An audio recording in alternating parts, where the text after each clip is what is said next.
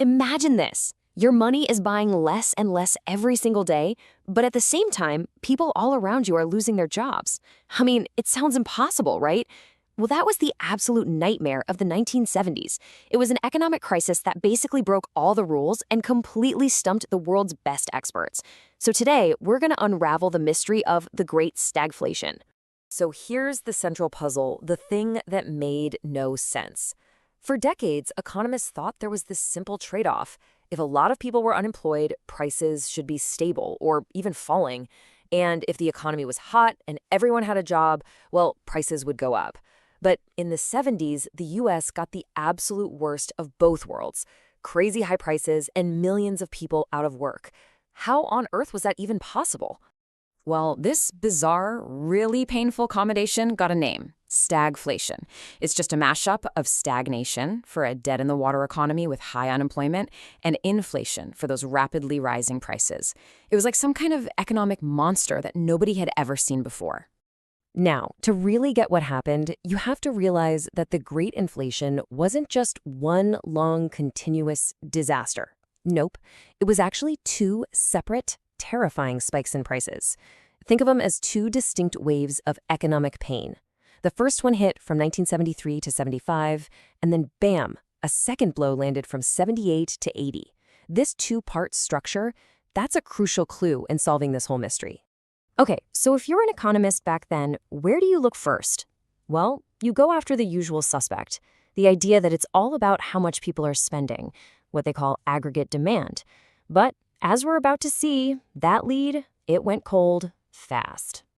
So a demand shock is the standard way economists thought about booms and busts. It's pretty simple, really. If everyone suddenly starts spending a ton more money, that's a positive demand shock. You get more economic output, but you also get higher prices. And if everyone suddenly stops spending, you get less output and lower prices. The key thing to remember is that output and prices always move together in the same direction. So the classic playbook only gave you two options: a booming economy with rising prices or a recession with falling prices. There was simply no box to check for a recession with skyrocketing inflation. It just didn't compute. The usual suspect, it had a rock-solid alibi. The old theories were officially broken, and economists were right back at square one. So the breakthrough idea, the thing that finally cracked the case, didn't come from looking at how much people were spending. It came from looking at the economy's fundamental ability to produce things.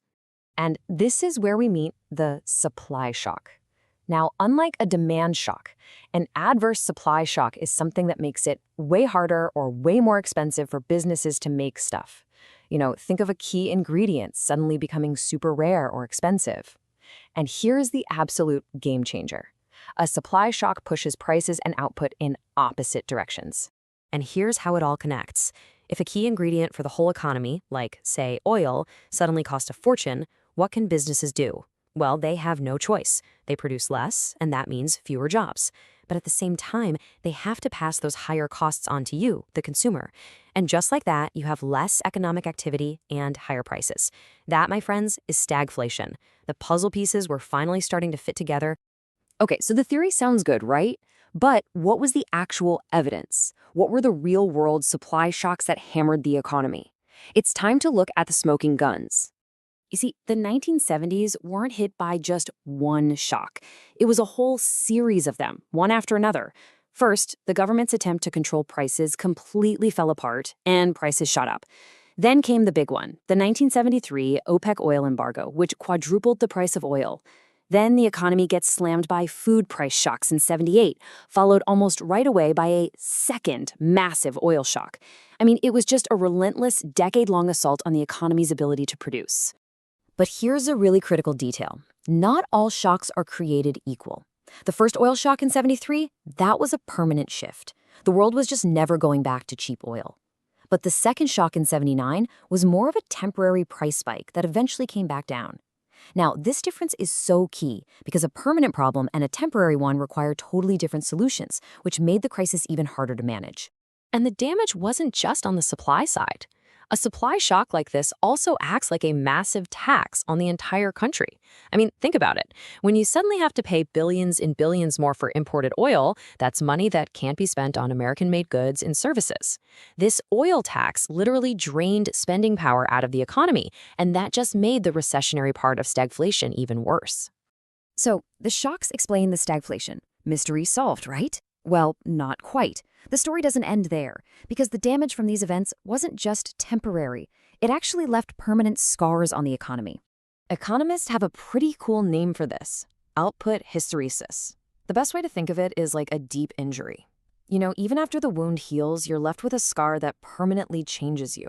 Well, for an economy, when businesses close down for good, when workers' skills get rusty from being unemployed, when new projects get canceled, its potential to grow can get scarred forever. It never quite gets back to its old, healthier path. This is what that permanent scar looks like. Before the crisis, the economy was cruising along on a certain growth path. After the shock hits, the economy falls off that path. Now, growth might eventually return, but it's growing from a much lower starting point. The economy is now on a permanently lower track. And that gap between where we are and where we should have been, that represents trillions of dollars in lost prosperity that we can never, ever get back. And listen, this isn't just some abstract theory.